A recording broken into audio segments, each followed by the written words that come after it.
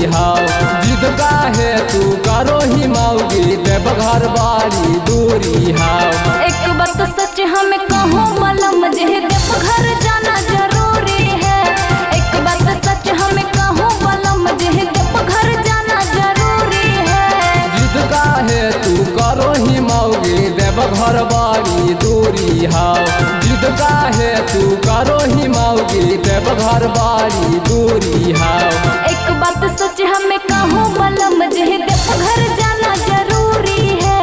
एक बात सच हमें कहूँ बलम जे देवघर जाना जरूरी है। समझल हो? प्रेम से बोलिए बाबा नीलकंठ की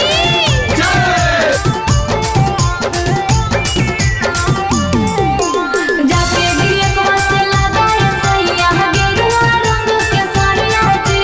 जाके गिरियकवा से लगाए सैया गेरुआ रंग के साड़िया जी। रोजाबे कमारियन के भीड़ रहे माऊगी। बोल बम बोलत बोलत चल कै दौड़ी। हे गे सुनेंगे झूठ नहीं बोला बलमुआ करो बहानावा। हम हो जइबो देवघर सैया अबरी के सवानामा। देवघर देवघर करो ही माऊगी देवघर बाड़ी दूरी हाव।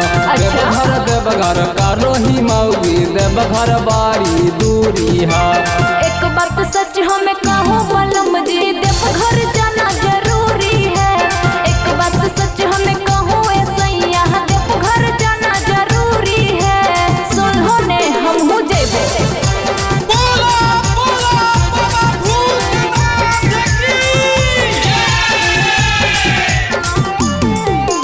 देवघर लेके जइबो न सैया ता चल जइबो नैहरवा। देवघर लेके जइबो न सैया ता चल जइबो नैहरवा।